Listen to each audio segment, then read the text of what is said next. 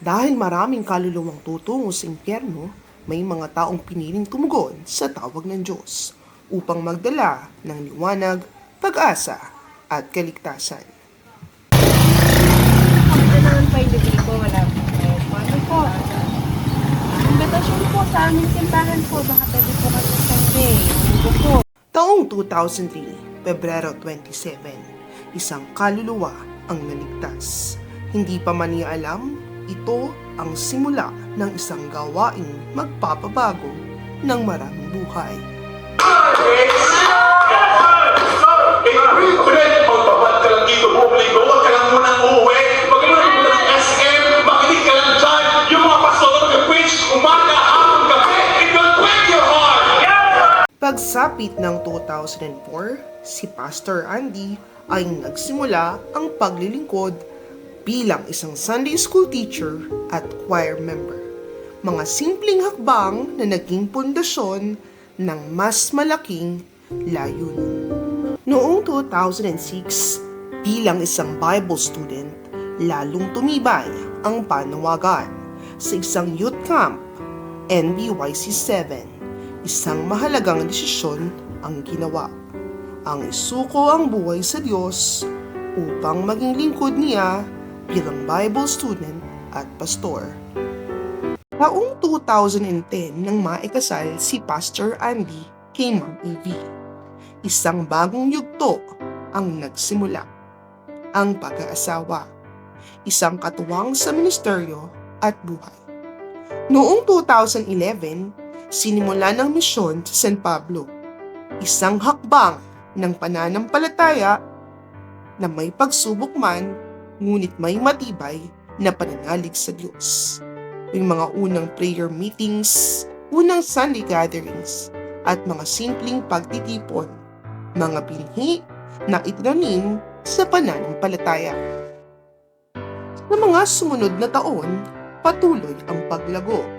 Noong 2012, nagsimula ang pagtuturo sa Bible School upang hubugin ang mga susunod na henerasyon ng mga lingkod.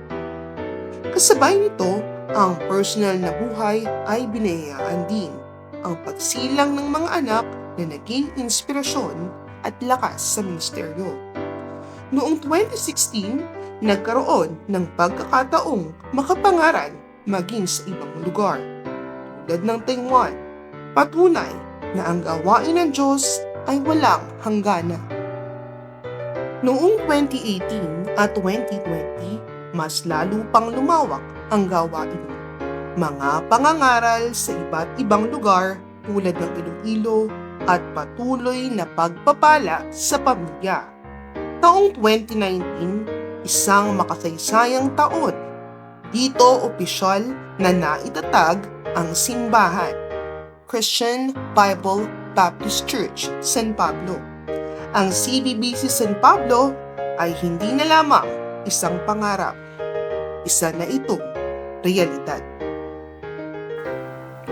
Nang dumating ang taong 2022, nagpatuloy ang paglawak ng gawain. Dito nagsimula ang worship services para sa Sunday School. Taong 2023, mas pinalawak pa ang ministeryo at naitatag ang area Sunday Schools at nagsimula ang area leadership. Isang patunay na ang maliit na binhi ng pananampalataya ay lumago at namunga. Mula sa isang simpleng pagsisimula hanggang sa isang organisadong simbahan, ang CBBC San Pablo ay bunga ng pananampalataya, pagsunod at biyaya ng Diyos. At ang kwento ay hindi pa tapos. Ito ay patuloy na isinusulat sa bawat buhay na naaabot, sa bawat kaluluwang naliligtas, at sa bawat pusong tumutugon sa kanyang panawagan. To God be all the glory.